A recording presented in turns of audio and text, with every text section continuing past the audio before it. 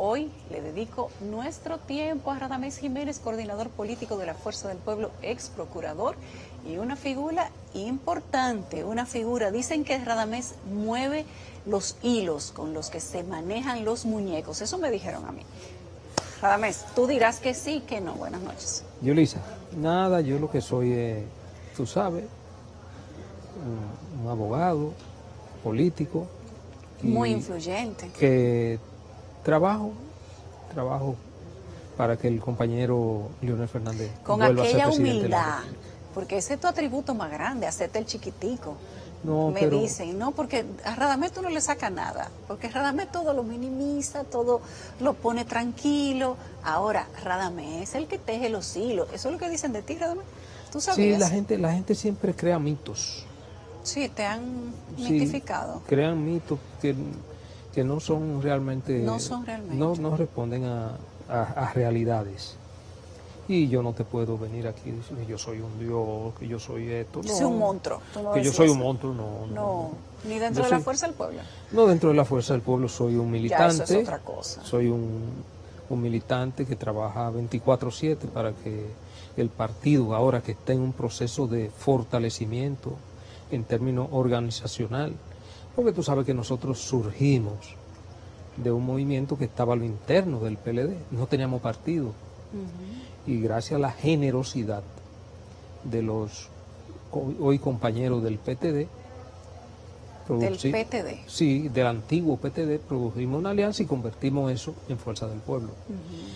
Y algo inédito en la historia democrática de República Dominicana, Yulisa, en meses, ese partido que estaba colocado en la casilla número 18, de la casilla número 18 lo llevamos a la casilla número 3 y lo convertimos en un partido mayoritario. Y hoy día... Eso fue un gran esfuerzo, eso fue un trabajo. Sin un centavo, Yulisa. Eso fue lo más grande. ¿Tenía poco dinero el Partido de la Fuerza del Pueblo en la campaña? Poco no teníamos nada. Ninguno. Incluso lo que logramos fue en base a préstamos. Amigos. Ni siquiera los amigos. Porque los amigos aparecen cuando tú tienes posibilidades y realmente nosotros no teníamos posibilidades. Y para colmo, Yulisa, entonces viene la pandemia para darnos más duro, o sea que nos quitó movilidad. Y imagínate tú, fue bajo condiciones verdaderamente adversas. ¿Qué piensas tú? ¿Qué piensan ustedes cuando anuncian esto después de las elecciones, aquellas que cumplieron un año, por cierto, esta semana? El presidente anuncia que hubo fraude, que unos hackers, 2 años ya, sí, que hubo unos hackers, que hubo irregularidades. Y motivo de eso, bueno, hay que salvar la dignidad, ¿verdad? Claro. El presidente Fernández sale del Partido de la Liberación Dominicana. Pero no pasa mucho tiempo cuando se van con este sueño, con su mochila de gente para otro partido o a formar otro partido desde cero. Y entonces cuando la cosa va a arrancar, la pandemia llega. Cuando ustedes se sentaron la primera vez a analizar esa situación, ¿qué dijeron? ¿Cómo se sintió eso? No, duro, fue muy duro para nosotros, pero sin embargo no nos amilanamos. Seguimos. Y con pandemia y la gente muriéndose, y nosotros seguimos moviéndonos por todo el país a riesgo, arriesgando la vida, porque incluso muchos compañeros se vieron al borde de la muerte. ¿Por qué? Bueno, porque se contagiaron con el COVID y otros murieron. Muchos murieron los que se contagiaron. Otros tuvimos suerte que ni siquiera nos contagiamos. Pero ¿a ti no te ha dado el COVID todavía? A mí no me ha dado todavía. Y navegando dentro del COVID he tenido suerte. ¿Vas a seguir usando la mascarilla a pesar de que el presidente dijo que ya no más? Sí, la voy a seguir usando. Sí, porque ahora la salvación es individual, como en la Biblia. La voy a seguir usando mi mascarilla, ando con mi alcohol. Anda con tu alcohol. Y tengo mis 3 vacunas, más la influenza, tengo 4. Hasta ahora me ha dado resultados. De manera que hasta que definitivamente ya la Organización Mundial de la Salud y las principales autoridades en la materia internacionales decreten que se puede andar sin mascarilla y que ya se ha producido lo que se llama la inmunidad de rebaño, pues entonces nosotros feliz de la vida. Ese día, cuando se reúnen ustedes a analizar la situación de su partido, nos fuimos, nos sacaron, lo que sea, perdimos o nos perdieron, lo que sea. y nos vamos a formar esta nueva fuerza, pero hay pandemia, se va a cerrar el país, no hay dinero y viene una crisis económica. Quiero que me cuentes de esa reunión. Bueno, mira, Yulisa, la verdad es que nos sentamos, reflexionamos, hicimos todos los análisis, una situación realmente terrible porque teníamos compañeros que quedaron dentro del PLD y tomamos la decisión de que esos compañeros que habían ganado candidatura a lo interno del PLD se quedaran.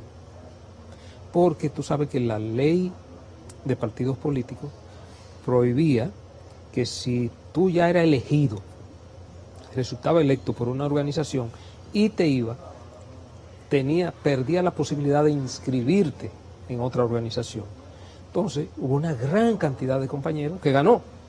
La decisión nuestra, de la dirección en ese momento, fue que esos compañeros permanecieran y que lo íbamos a apoyar, aún estando dentro del PLD. Mira qué dicotomía.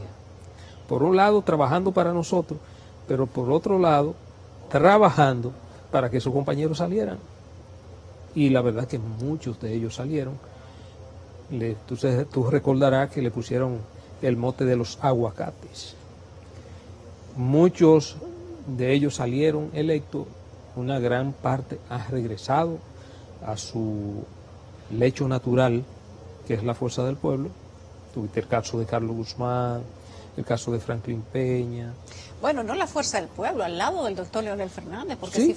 si Leonel Fernández tuviera otra sigla, ellos irían también. Sí, claro. El compañero Leonel Fernández es el centro. El Vamos patriarca. No el patriarca, es el centro, es nuestro líder. Porque el patriarca tiene otro tipo de connotación. El compañero Leonel Fernández es un líder democrático, con el que se discute. No, pero el patriarca, alrededor de quién los demás se congregan. No, porque si Leonel es que, no tuviera la fuerza del pueblo y tuviera en el partido ABC, ¿fueran o no fueran? Yo creo que fueran, pero no el patriarca, el líder. El líder. El líder, la persona que te inspira confianza, la persona en que tú crees que tiene las condiciones y las cualidades para echar hacia adelante un proyecto como lo está haciendo. ¿Qué es lo que hace a Leonel tan atractivo para la gente que lo sigue? Bueno, es que el compañero Leonel Fernández es un ser humano excepcional. Es una persona humilde, una persona extremadamente humilde, con un sentido exquisito de la democracia. O sea, no es una figura que impone las cosas, que yo dije y esto es lo que va, no. Se discuten. Y muchas veces él ha planteado cosas y no ha tenido razón y sencillamente no es lo que él dice, sino lo que se impone el criterio de la mayoría, porque eso es un líder. Entonces hay que diferenciar lo que es un líder de un jefe. Un jefe ordena y esto es lo que se hace. No, un líder discute. Entonces se produce el consenso y si el líder tiene la razón, generalmente por su inteligencia, por su visión, por su capacidad y su experiencia, hay que escucharlo. Pero también tiene derecho a equivocarse porque nadie es infalible en la vida. Entonces, todas esas condiciones que adornan al compañero Leonel Fernández lo hacen acreedor de que una gran mayoría de dominicanos confíen en él y le sigamos. Y que entendemos que todavía puede seguirle aportando, Yulisa, a este país. ¿Qué le puede aportar el doctor Leonel Fernández a un país cuando él ha sido presidente ya varias veces? Y cuando la nueva lectura de la política te dice que la gente quiere caras nuevas, que quiere jóvenes de avanzada, que quiere personas conectadas con las necesidades y las preocupaciones de la nueva era. ¿Cómo entra Leonel Fernández y la Fuerza del Pueblo digamos que en ese terreno, en esa plataforma? Esa es la gran virtud que tiene el compañero Leonel Fernández, que tiene una capacidad de adaptación y de entender y readecuarse a los tiempos que pocos jóvenes la tienen. El compañero Leonel Fernández, tú le hablas de cualquier tema, sobre todo ahora que estamos en el mundo de la tecnología, esta revolución tecnológica obviamente que lo ha cambiado todo. Él está más al día que cualquier joven de 18 años. y te puede discutir cualquier tema. Él tiene una capacidad de adaptación increíble. Y te domina esos temas, Yulisa, como el mejor de los expertos en materia Pero la tecnológica. gente siempre le va a decir, bueno, presidente, pero ya usted fue presidente un par de veces y no hizo tal cosa. Bueno, obviamente, siempre quedan temas pendientes. Y sobre todo, en países como el nuestro, con grandes limitaciones desde el punto de vista económico. O sea, todavía en República Dominicana tenemos grandes retos y desafíos. Hay una deuda social acumulada por años, Yulisa. Ahora, cuando el compañero Leonel Fernández tuvo la oportunidad, tú estabas, yo diría que en el primer gobierno de Leonel Fernández, cuando nosotros salimos en el año 1995, tú eras una niña. Leonel Fernández le dijo a este país, voy a cambiar las tinajas por neveras, voy a cambiar los fogones y los anafes por estufas, voy a cambiar las máquinas Olivetti por computadoras, voy a cambiar las bateas por lavadora. La gente se reía. Eso era el común denominador. Aquí, Yulisa, en esa época, solo un pequeño grupo de privilegiados tenía nevera, tenía estufa, tenía televisores. Leonel transformó este país. Transformado. Y fíjate que en esos 4 años, Leonel vino, túneles elevados. Cuando regresa... Lo compararon con Balaguer, la única persona que han comparado con Balaguer sí, en materia de construcción. En materia de construcción. Oye, Yulisa, en este país, cuando Leonel gana en el 1996, a mí me gustan las estadísticas. El Gran Santo Domingo, la capital, que era una sola, solamente había 38 torres de apartamentos de 8 o más pisos. La más alta era el Huacal y el Banco Central. Eran las torres más altas. Óyeme, cuando Leonel llega en el 96 y luego regresa en el 2004, este país se convirtió en Nueva York chiquito. Aquí ya las torres pasan de 20 o más pisos. Cientos. ¿Tú crees? Sí, cientos de torres, pero que pasan de 20 o más pisos, cientos. Este país cambió, este país se revolucionó. El parque vehicular, cuando el compañero Leonel Fernández llega en el año 1996 de República Dominicana, era de 253,000 vehículos de motor. ¿Tú crees que era todo el mundo que podía montarse en un carro? No. Eso se democratizó y la gente tuvo la capacidad adquisitiva cuando el compañero Leonel Fernández comenzó a dirigir este país. Y hoy el parque vehicular de República Dominicana anda por cerca de 4 millones de vehículos, a pesar de que se produjo un retroceso del 2000 al 2004, donde el país cayó, la economía se fue a pique. ¿Fue del 2000 al 2004 o fue del 2002 al 2004? Bueno, porque los primeros 2 años sí, los primeros 2 años del 2000 no fueron malos. Sí, fueron más o menos. Fue más la situación económica del banco lo que empezó a Sí, deteriorar bueno, la economía pero en ese momento. los malos manejos, la falta de credibilidad, la falta de confianza, y la economía cayó menos cero, el comercio quebró, quebraron bancos, quebró la industria, el dólar se disparó al 60 por 1, más alto que como está hoy. Sin embargo, cuando el compañero Leonel Fernández regresa en el año 2004, ya ahí tú te puedes recordar, pues ya tú estabas más grandecita, el dólar que estaba al 60 por 1, desde que él ganó las elecciones comenzó a bajar. Bueno, algunos decían que, yo no sé, dicen que detrás de esa gran crisis económica, el alza del dólar y todo ese miedo, tú sabes que al final la materia prima del dinero es la confianza. Totalmente. Y que detrás de esa situación de confianza estaba el PLD. Tú me dirás después de la pausa, porque tú has hablado de retos y desafíos, y de eso vamos a hablar al regreso. Y tú hablabas de que en el 2000 al 2004, y yo te rectifico que fue de 2002 a 2004, no de sí, 2000, ahí se quebró el país. ¿Tú así crees que nosotros podemos decir que de verdad hubo una quiebra país?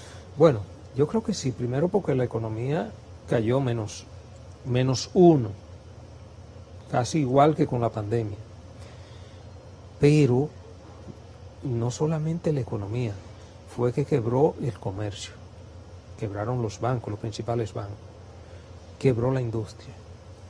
En fin, fue la agricultura, fue un desastre total lo que se vivió, y fíjate que la gente salió a la calle a buscar de nuevo a Leonel Fernández.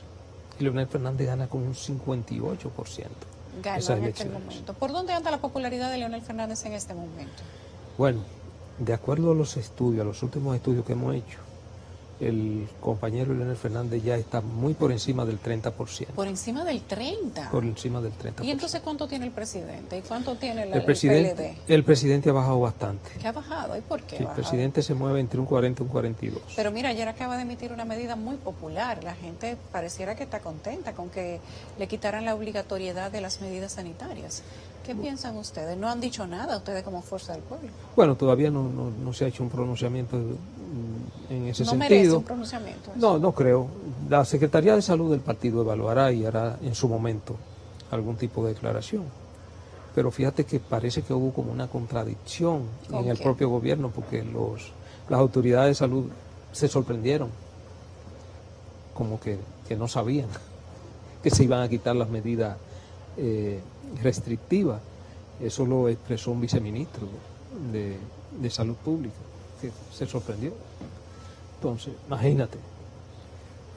Tú hablabas de que lo que se dio en esa época del 2002 podría repetirse en ese momento. Quiero que me lo digas otra vez para ver si fue que entendí mal. No, yo creo que sí. Pareciera como que el camino que se está transitando hasta ahora por parte del gobierno nos lleva por ahí. E incluso, independientemente de que estamos en una pandemia, de que estamos en una situación difícil, hemos visto una escalada en términos de endeudamiento del país como nunca antes en la historia. Ahora mismo se está hablando de la colocación de 3.500 millones de dólares en bonos soberanos. Eso conlleva un incremento de la deuda en República Dominicana, que ya en el primer año andaba por los 13.000 millones de dólares. Lo que no tomó prestado en los últimos 8 años de gobierno del compañero Leonel Fernández. Apenas se tomaron 6.000 millones de dólares.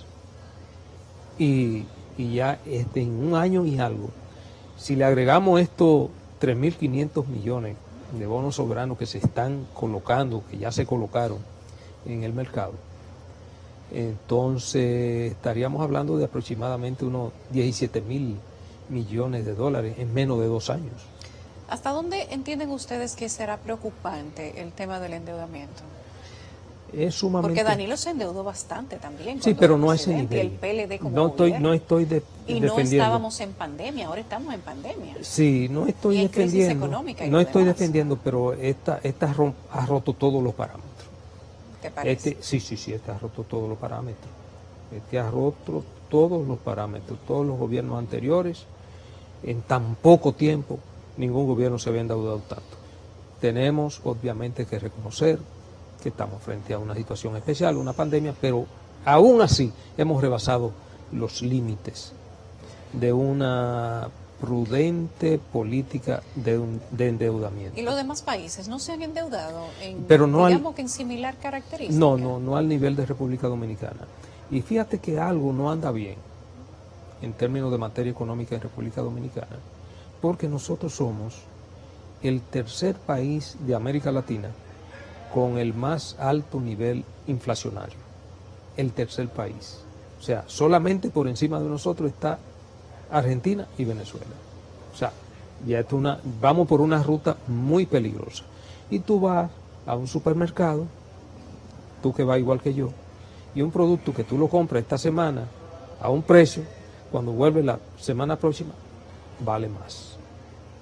Pero eso no solamente se da con los productos de primera necesidad, también se da con los materiales de la construcción, que son fundamentales para la construcción de vivienda, para la construcción de obras, con los productos farmacéuticos, que tenemos que ir a la farmacia, eso es fundamental, es de primera necesidad, que se están disparando por la nube. También el costo de la electricidad. También a eso tú le añades el precio de los combustibles que se están disparando. Tú me dirás, bueno, que el petróleo ya está cotizando a $95, creo que el barril. Pero cuando el compañero Leonel Fernández enfrentó la crisis del año 2008, la crisis mundial también, ha tenido que enfrentar varias crisis. En el 2004 cuando llega, encuentra al país en crisis, lo levanta. Pero cuando vuelve y se reelige en el año 2008, viene la crisis, una crisis mundial que quebró prácticamente las principales potencias del mundo. Bueno, a Leonel le atribuyen también un hoyo fiscal enorme. Y fíjate, Yulisa, que en el 2008, con esa crisis, que el barril del petróleo se llegó a cotizar a $147, ¿tú sabes cuál fue el precio más alto de la gasolina en ese momento? 210 pesos. Fue el precio más alto del galón de gasolina y ya hoy está casi a 300 y apenas está a 95. Y si llega a ponerse a $147 como le tocó a Leonel gobernar, no sabemos cuánto llegará a 500.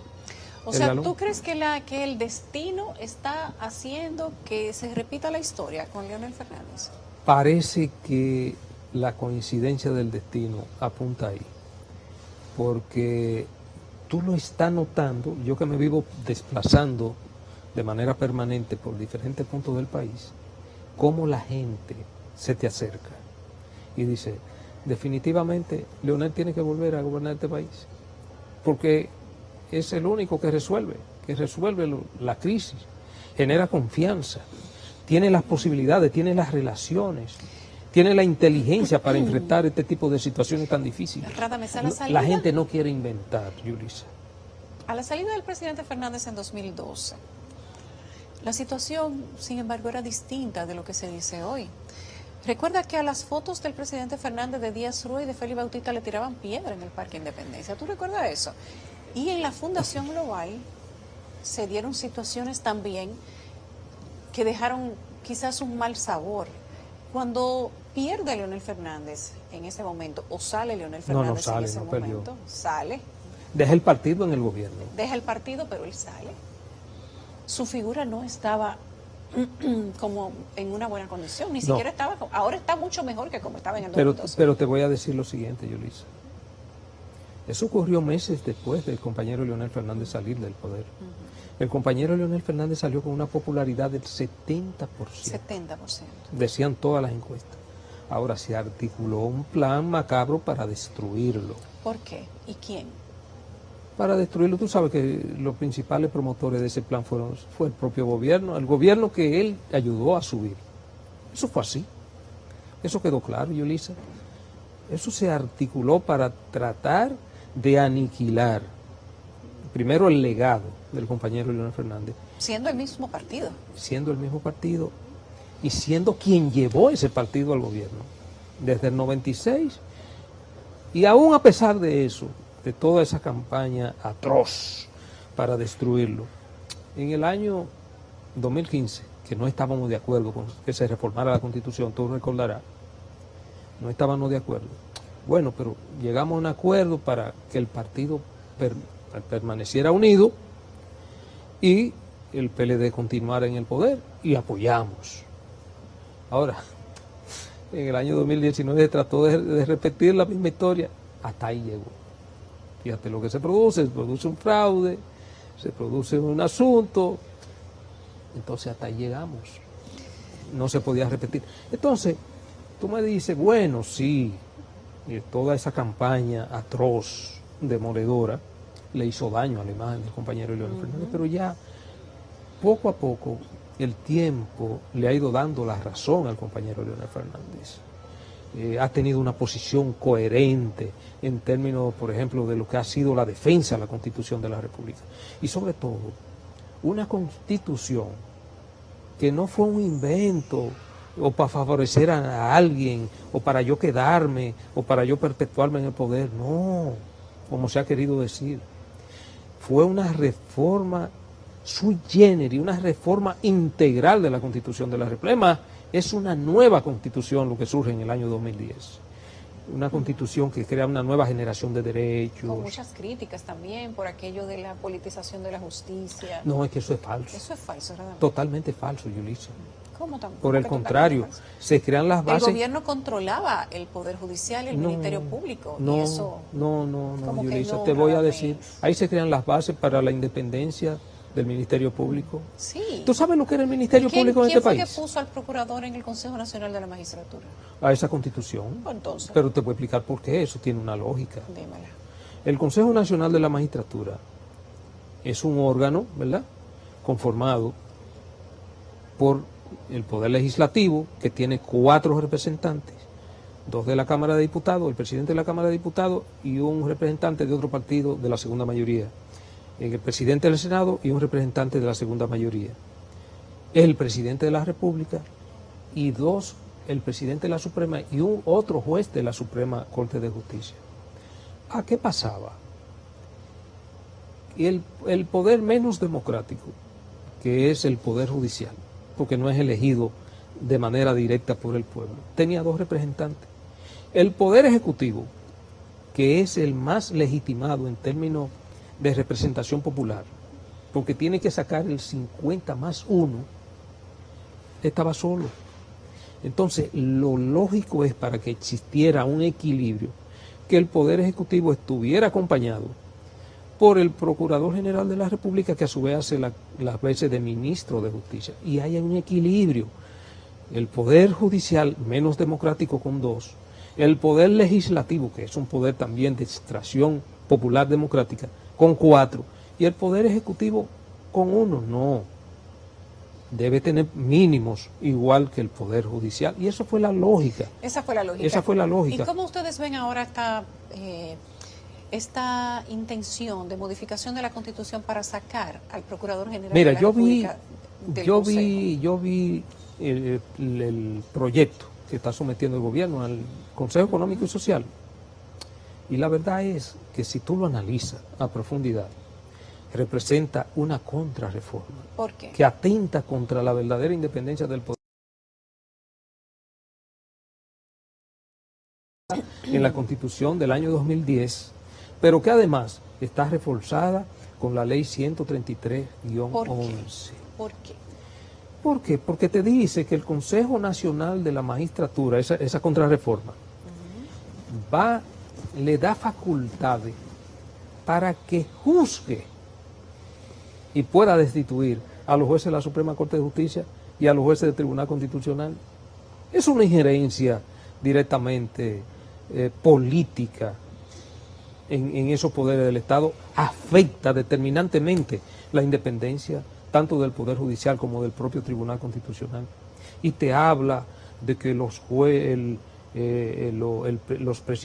presidente de la Suprema se escogerá por 3 años y que luego es sustituido por otro. Entonces va a crear una competencia entre los propios jueces. Lo mismo sucedería en el Tribunal Constitucional y se politizaría eso. Entonces se van a estar matando, porque Yulisa es la presidenta ahora de la Suprema Corte de Justicia.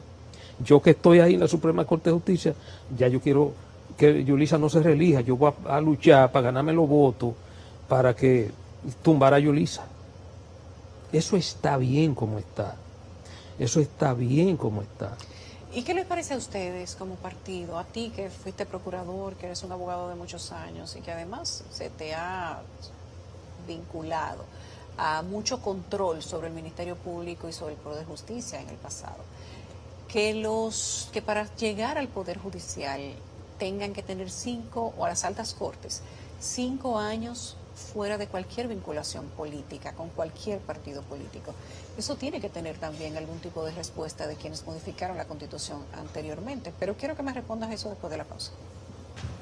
5 años fuera de las lides políticas, cualquier vinculación con cualquier partido político para poder pertenecer a una alta corte.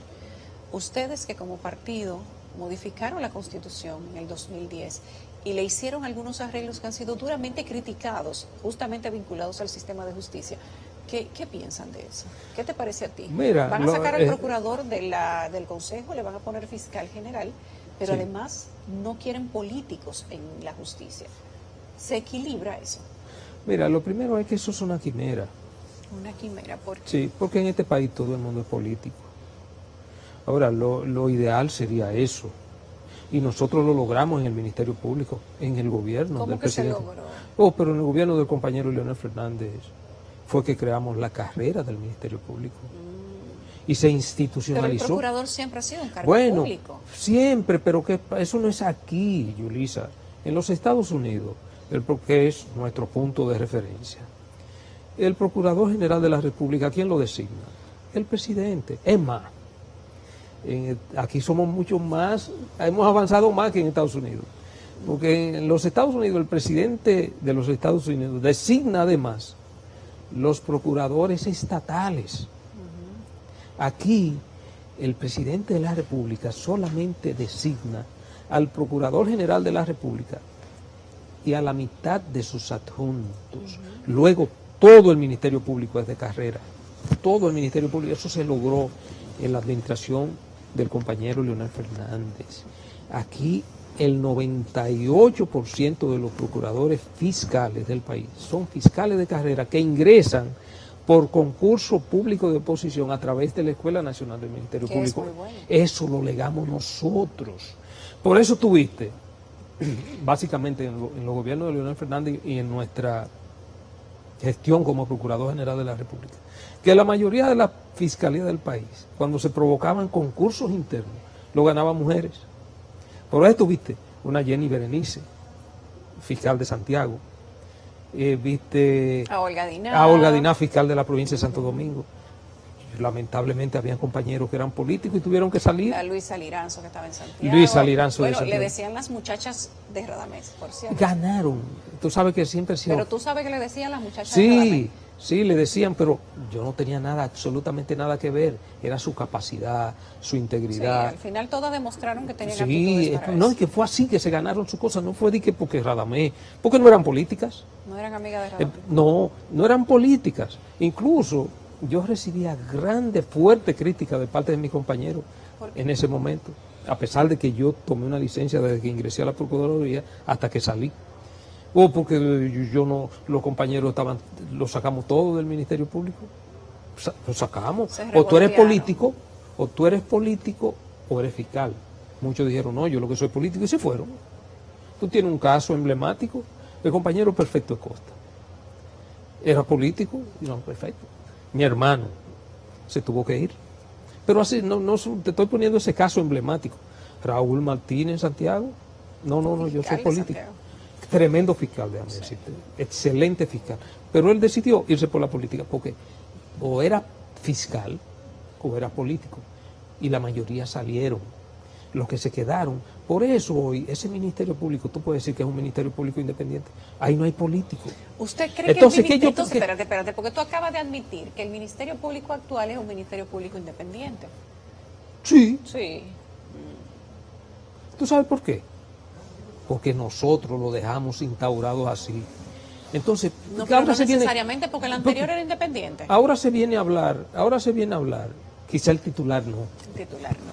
pero ahora se viene a hablar de Ministerio Público Independiente. Mi hermano, la Constitución del año 2010 consagró la independencia del Ministerio Público y nosotros blindamos ese blindaje constitucional, lo fortalecimos con la ley 133-11, que consagra ya definitivamente la carrera del Ministerio Público y que para usted ingresar al Ministerio Público solamente tiene una vía, a través de la Escuela Nacional del Ministerio Público cuando se convoca concurso de oposición. A mí me criticaron muchísimo porque una vez convocamos un concurso, nunca se me olvida esto, y ganó, una muchacha ganó, hija de Víctor Céspedes, que fue procurador, ¿tú recuerdas? Ganó y se creía que era de que, porque yo, señores, esa muchacha del PRD, es que no importa, es que ella ganó. Y esa muchacha es fiscal, sacó las mejores notas. Esto no es de que no. Esto es independiente totalmente, eso lo instauramos nosotros. Ahora, si tú quieres fortalecer esa independencia, se puede hacer modificando la misma ley. ¿Qué pudiéramos hacer? La ley del Ministerio Público. Sí, No, porque para que porque el presidente quiere... O el reglamento, porque también el reglamento se puede modificar. Pero la ley básicamente para establecer lo siguiente, que el Consejo Superior del Ministerio Público le someta al presidente de la República una terna de 3 procuradores generales de corte y de ellos escoja uno para que sea el procurador general de la República. ¿Tú no quieres que esté desvinculado de la política? Ninguno de esos muchachos que son procuradores de corte, que son fiscales, ya no están, hace siglos que no están en pero política. ustedes tienen presencia en el Consejo Económico y Social, ¿ustedes pueden proponer eso? Pero nosotros lo hemos propuesto. Pero fíjate, nosotros lo que tenga que ver con tocar la Constitución, que se olviden de eso. O sea, es la ley sí. Trancado en eso. Que sí, no, eso es en vano. Para nada. Para nada. Y punto. Punto. ¿Pero ahora, por qué? Si ustedes la modificaron. Pero, bueno, pero... Cuando ustedes fueron gobierno la modificaron. Pero ¿cómo la modificamos? Yulisa, pero ¿cómo se modificó? ¿Cómo se produjo? No es una prerrogativa del presidente sí, pero someter un proyecto de modificación constitucional. Puede hacerlo. Ahora, ¿cómo se produjo la de nosotros? Se inició en el año 2008. Primero, se crea una comisión de juristas, expertos constitucionalistas dominicanos, con asesoría de expertos internacionales. Pero se critica mucho que Leonel, dicen los detractores de ustedes que Leonel también se habilitó. Eso es falso. Eso es falso. Eso es falso. ¿Cómo se utilizó también para habilitarse y para habilitar a Hipólito o a otros? No, eso es totalmente falso. Eso es Mira falso. cómo surge. ¿Por qué Yo participé en todo ese proceso. Tú sabes que fue una constitución consensuada. Duró mucho tiempo. El proceso de reforma más democrático, más opinado desde la fundación de la República que ha habido es el proceso del año 2010, de reforma del año 2010. Aparte de que se produce ese documento base, que no fue una vaina de loquitos, sino de expertos constitucionalistas que comenzaron a trabajar en ese proyecto. Oye, me ha asesorado por expertos internacionales. Y después ese documento base se discute con toda la sociedad, vienen las consultas populares, una especie de referéndum popular. Y de ahí es que sale ese documento que luego se lleva a la Asamblea Nacional Revisora. Pero el criterio que surge, que tiene que ver con el aspecto presidencial, se mantenía el criterio del presidente era una reelección y nunca más. Que lo tocaba a él, lo afectaba, porque ya se ve. Pero para poder consensuar, el Partido Revolucionario Dominicano, en ese momento también liderado por el ingeniero Miguel Vargas, se opuso de manera radical diciendo que por un principio, por razones de principio, el PRD se oponía a todo tipo de reelección. En consecuencia, para poder consensuar, se llegó al acuerdo, que eran los que tenían más diputados y más senadores en ese momento, se llegó al acuerdo de que tú podías reelegirte o volver a la presidencia, se prohibía la reelección, pero podía, un periodo después de tú haber pasado por la presidencia, podías regresar. La alternancia. Eso fue. Y fíjate así que ahí quedó prohibida la reelección consecutiva. O sea, que ¿cuántas veces Leonel podría ser presidente a partir de ahora? ¿Otra vez? No, con esta configuración constitucional, 2. ¿Volvería a ser presidente 2 veces más? No, pero yo no creo que el compañero Leonel Fernández esté en esa tesitura. El compañero Leonel Fernández va a ser presidente ahora en el año 2024 para hacer un gobierno de cierre y salir por la puerta grande de la historia. Eso es la concepción. Porque le faltó. ¿Por qué él quiere ser presidente otra vez para hacer un bueno, cierre? ¿Le fíjate, faltó eso? Es que el compañero Leonel Fernández no tenía en su mente volver a ser presidente. Lo pusieron cuando se trató de destruir su legado y sobre todo de destruirlo en términos morales y políticos. O sea, que es, digamos, que un desafío personal. Es un desafío, no es personal. Es un desafío personal, porque de él tiene todos. que recuperar esa moral que intentaron tirarle por el suelo, es un esa desafío, dignidad. es un le desafío. Trajeron a Quirino, le sacaron muchísimas cosas, le tiraron piedra en el Parque Independencia, le prendieron vela fuera de la fundación. Quirino dice que él le debe unos cuartos, que Félix Bautista puso la planta eléctrica, o sea, una cantidad de cosas que al final nunca se debatieron en ningún lugar donde se pudiera decir si sí son ciertas o si no son ciertas. Es que el tiempo se ha encargado de decir que eso es falso. Que todo eso fue falso. Totalmente falso. Entonces yo creo que, y aparte de que el compañero Leonel Fernández todavía tiene mucho que darle a este país, bajo la situación en que está este país, yo creo que los inventos no llevan a ningún lado. ¿Cuáles serían los inventos? Bueno, los inventos es que manos inexpertas, como está sucediendo ahora. ¿Tú crees que Luis Abinader es un invento? Bueno, porque los resultados saltan a la vista. Este gobierno... ¿Cuáles son los resultados? Evalúalo. Este gobierno ofreció que en el primer año de gestión se iban a construir 11.000 viviendas, y de acuerdo a las informaciones que nosotros tenemos al día de hoy, solamente se han construido 95. ¿95.000? 95 unidades de 11.000 que se iban a hacer. Entonces, ¿qué tú me dices? Pero este gobierno, en vez de estar planteando reforma a la Constitución de la República, debe concentrarse en gobernar. ¿Tú crees que no está gobernando? Debe concentrarse en buscarle solución al alto costo de la vida. Pero ¿qué es gobernar? ¿Gobernar es hacer lo que quiere que haga la fuerza del pueblo? ¿O gobernar es hacer lo que él entiende que tiene que hacer en su programa de gobierno? Que haga lo que él entiende en su programa de gobierno. Lo que pasa es que está divorciado totalmente con las aspiraciones del pueblo. ¿Cuáles son las aspiraciones del pueblo de las que se ha divorciado el gobierno? El pueblo quiere que tener la posibilidad de acceder a los productos de la canasta básica familiar. No tiene la posibilidad. Un huevo que costaba 3 pesos vale 8. En fin, todos los productos de primera necesidad se han ido por las nubes. Los materiales de construcción se han ido por las nubes. Los productos farmacéuticos están por las nubes. Pero hay otros elementos que forman un cóctel extremadamente peligroso. ¿Cuáles? Para la seguridad ciudadana.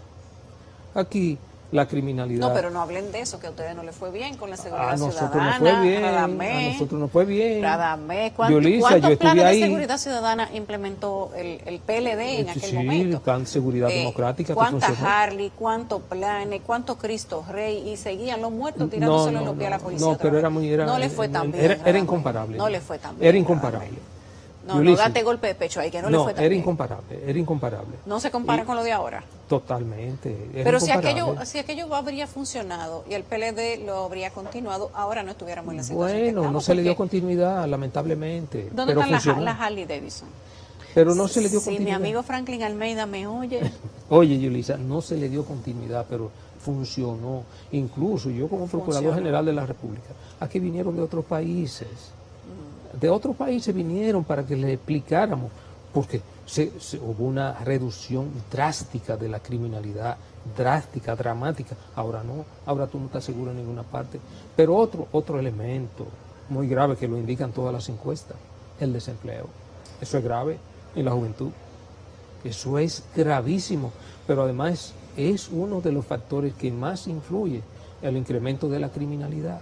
Porque esos jóvenes que están vagos, los nini, ¿qué le dicen? Nini. Los nini. Que ni estudian ni trabajan. Ni estudian ni trabajan.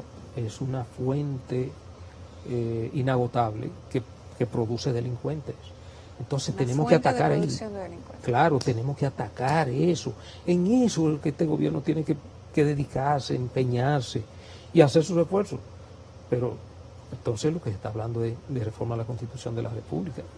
Cuando tenemos... Hay que debatir más el tema. Cuando tenemos una de las constituciones más liberales y democráticas de América Latina, que la toman como ejemplo otros países que quieren hacer reformas constitucionales. Entonces tú vienes a inventar, a tocar este instrumento, a tratar de descuartizarlo. Mira, la última enmienda que se produjo a la Constitución de los Estados Unidos fue en el año 1992, la 28ª enmienda, 1992. ¿Y tú sabes para qué fue? Para regular el salario de los congresistas. Oye bien, 1992. Bueno, pero la Constitución no puede ser un relajo. nadie ha propuesto modificar la Constitución de Estados Unidos. Ellos están conformes con su Constitución. Sí, Pero si pero aquí nosotros hay aquí- intenciones, motivos, cosas que se quedaron, los candados que decía Leonel no se lo pusieron a la Constitución. Sí, hay que sentarse, la sociedad viva, la sociedad civil organizada y no organizada, los partidos políticos, las instituciones creadas constitucionalmente. ¿Tú sabes cuántas para leyes, verificar eso, Yulisa? y tienen que discutir. ¿Tú sabes cuántas leyes faltan para que esa Constitución del año 2010 entre en plena vigencia? ¿Cuántas? Faltan 102 leyes Propónganlo que ustedes. debemos trabajar en eso, Trabajen todavía en que eso. están pendientes. Incluso todavía la ley de plebiscito y referéndum no se ha aprobado.